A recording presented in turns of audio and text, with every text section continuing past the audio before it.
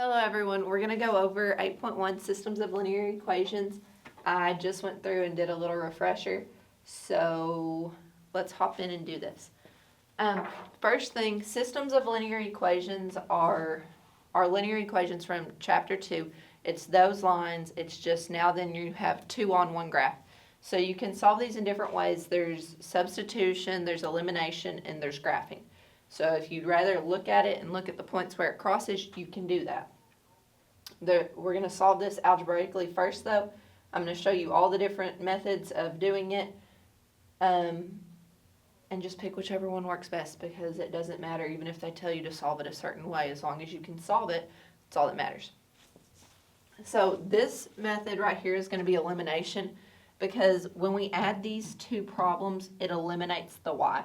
So you don't change the signs, you add your x's together, your y's together, and your constants together. So I have 1x and 1x, which would give us 2x. Y plus negative 1, so 1 plus negative 1 is 0. And then 5 plus 3 is 8. Then divide by your 2 and solve for your x. 2 divided by 2 is 1. 8 divided by 2 is 4. Once you find one of your variables, you take that and put it back into either equation. It doesn't matter which one. And then solve it. So here I'm going to go to the top equation. X is 4 now. Plus y equals 5. So solve for y. We would subtract our 4. And y equals 1.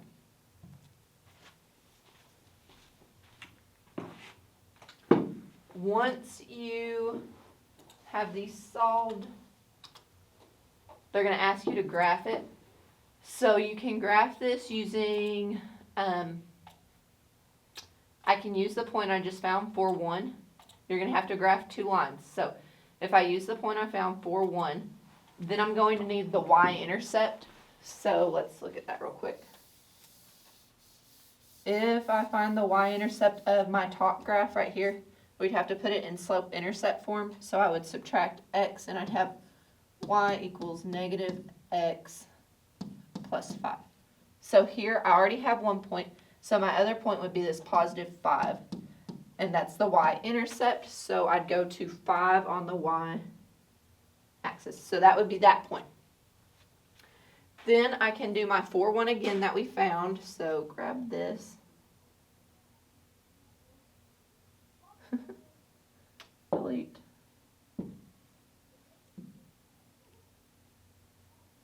And then I'd have to find my y-intercept of my bottom line, so I would subtract x.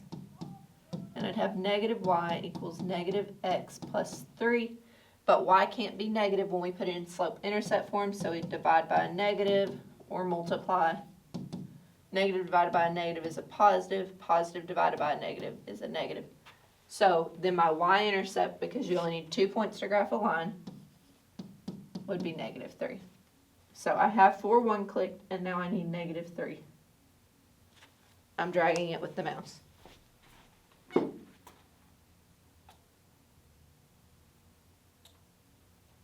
Save.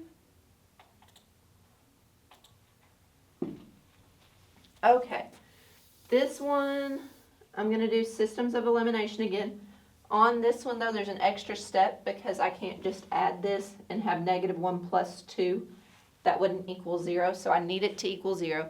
So we need to multiply the top equation by something that's going to make it equal 0. I could do a bunch of different things, but the easiest thing that pops out to me, because this is negative 1, I'd multiply this top equation by 2. So once I do that, I'm going to end up with 8x subtract 2y. Do not forget to multiply your 5 by 2. Then I'm just going to move my bottom equation over.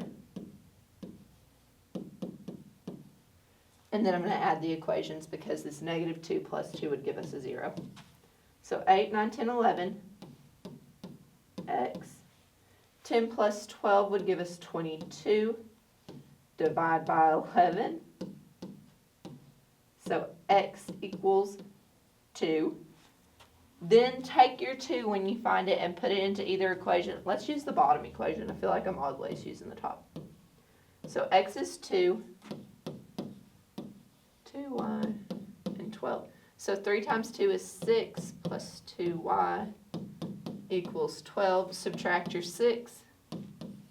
So 2y equals 6, divide by 2. So y equals 3. And then we'll plug those in there.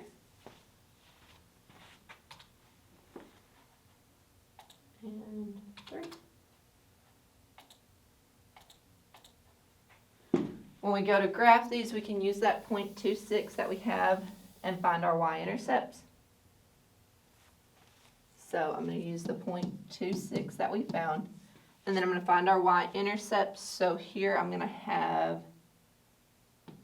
negative y equals negative 4x plus 5, but since it's negative y, we'll have to change these signs. So y equals 4x minus 5. So that negative 5 is one of our y-intercepts. Then on the bottom, when we solve it, we're going to end up with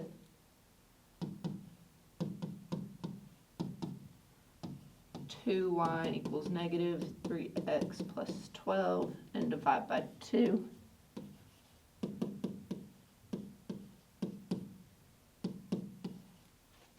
But remember, we only need our y-intercepts if we're graphing with this point. If you want to graph using the slope and y-intercept, you can, and then that'll just reinforce your answer that you found. So 2, 6, and then this one is negative 5.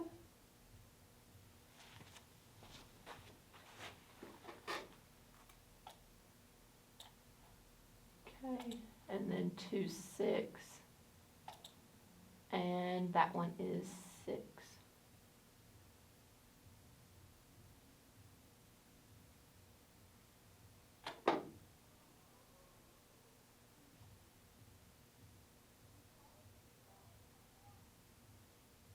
All right. Subtract 3x.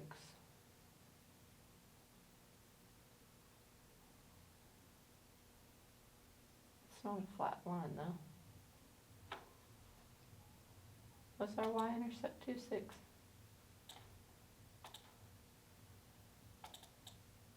2, 3. I was like, something's wrong here. Okay.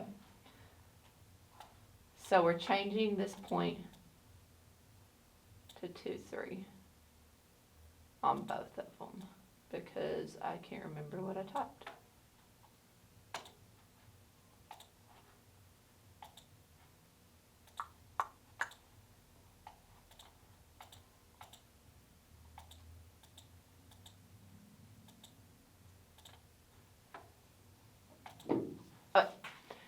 Here, if you notice, this top equation doesn't have a y. It's 4x equals 24, so just solve for your x here by dividing by 4. So x equals 6. That's going to be a vertical line at x equals 6. Then we take this 6 and plug into this equation. So 6 plus 2y equals 0. So this would be substitution. And then we subtract our 6. So 2y equals negative 6 and divide by our 2. So y equals negative 3. So you have 6 and negative 3.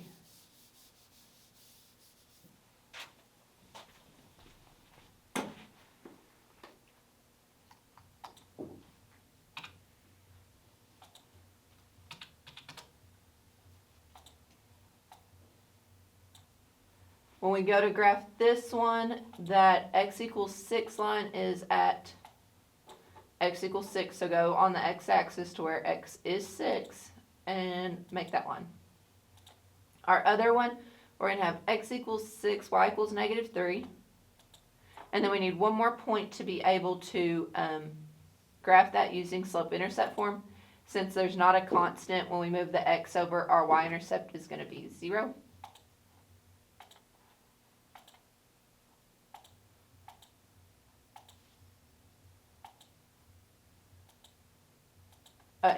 This problem, I still want to use systems of elimination.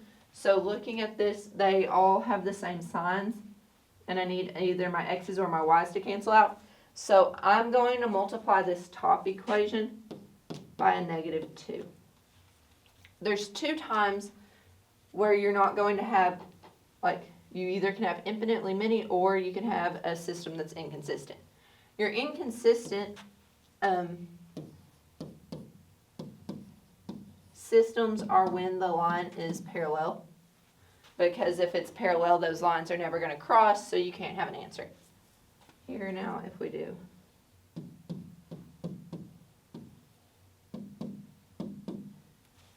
and this is going to be one of those cases. So when I go to add these, -6 plus 6 is 0, -2 plus 2 is 0, -8 and -3 is not 0, 8, 9, 10, 11.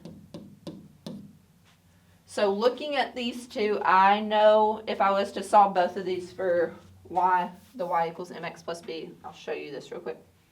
We subtract our 3x, so I'm going to have y equals -3x plus 4. Here I'd subtract my 6x, so I'd have 2y equals -6x minus 3, divide by 2. So I'm going to end up with, I'm going to write it right here too.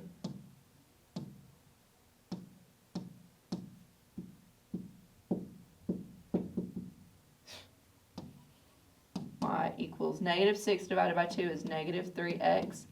This doesn't reduce, so it's just that fraction. But what you notice about these two is that they have the exact same slopes.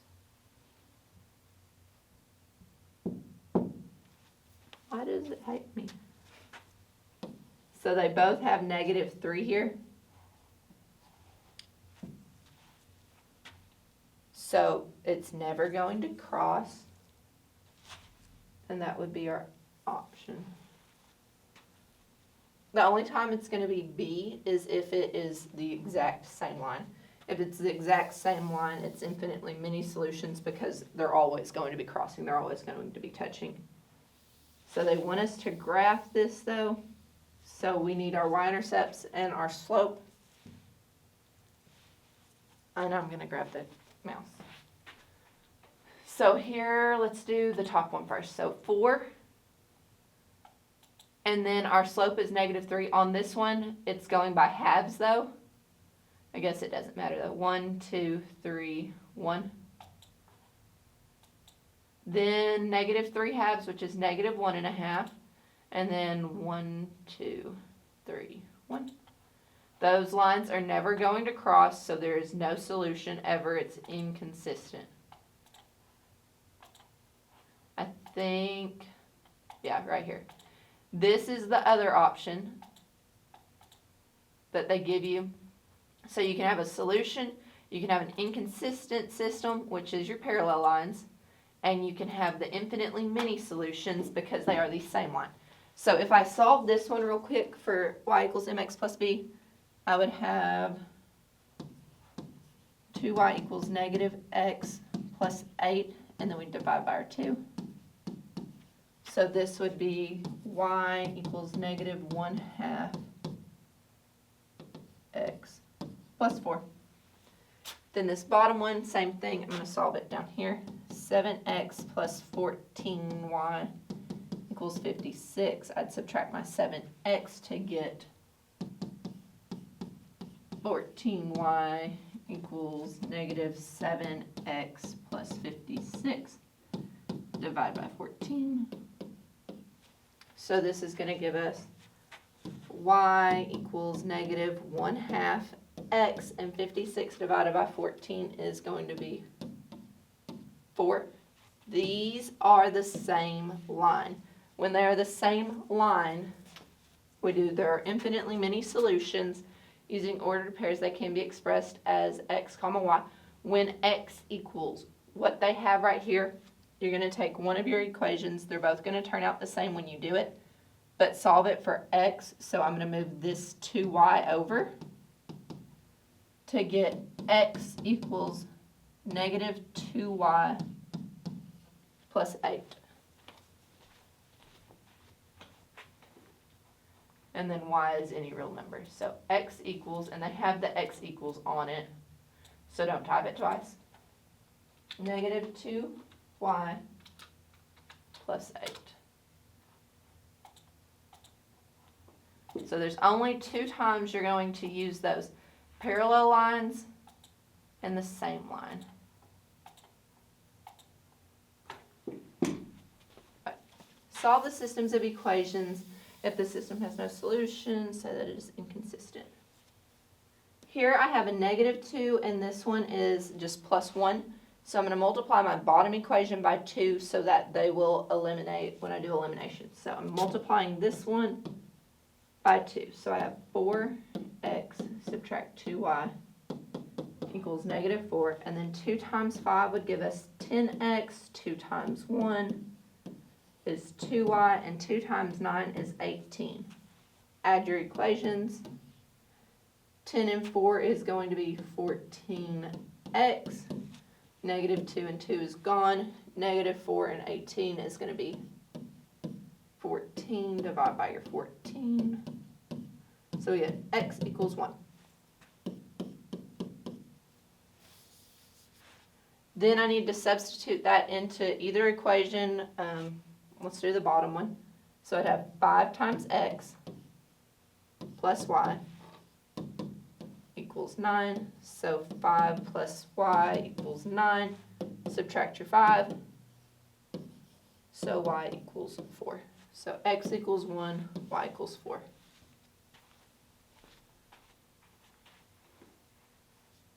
X equals 1, y equals 4. Yay. Okay, the last 3 are word problems. Do not stress out about word problems. They're all really similar to this too. I think they just changed some numbers.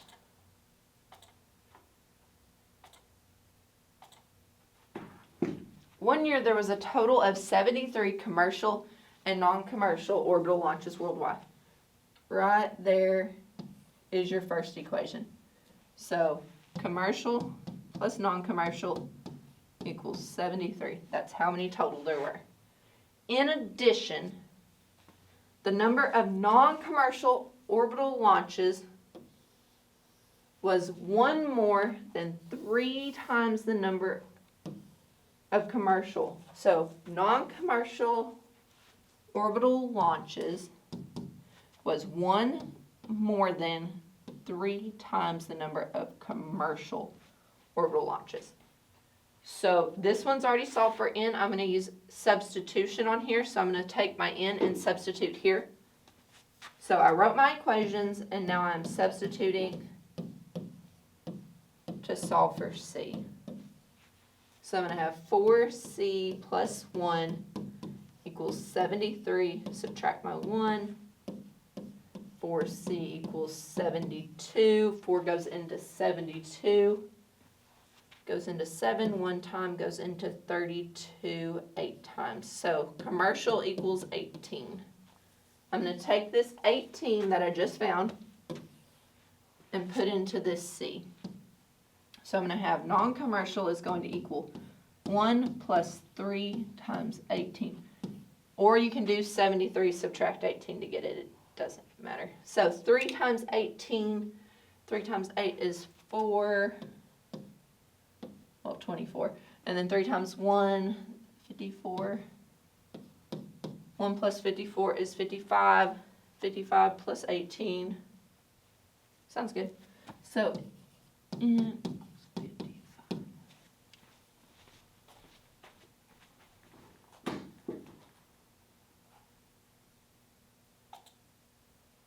The number of commercial is C. Number of non-commercial is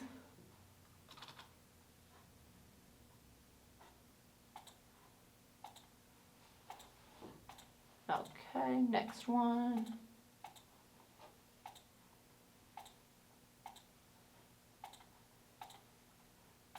Ah.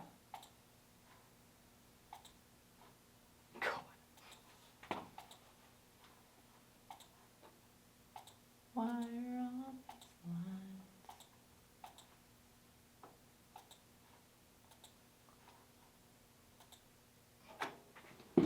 A movie theater charges $8 for adults $4 for senior citizens.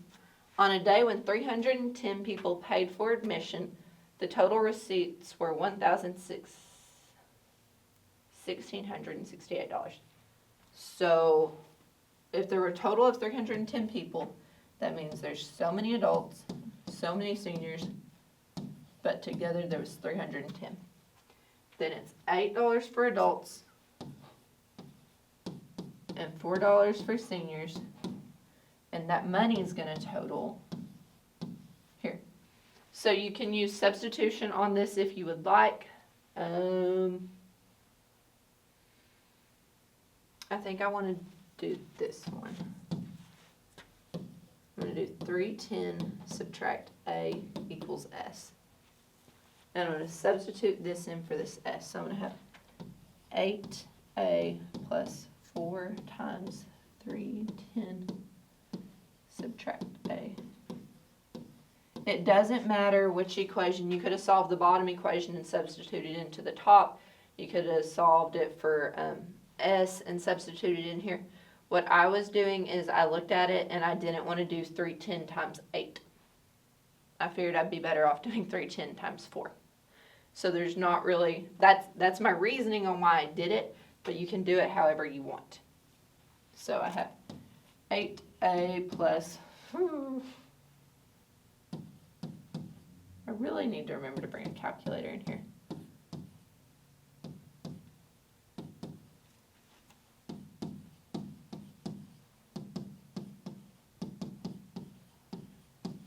And then 8A subtract 4A is going to be 4A. I'm going to subtract this 1240 here, which is going to give me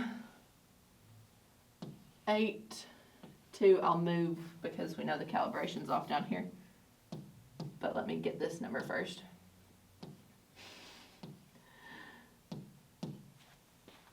Wow. Okay.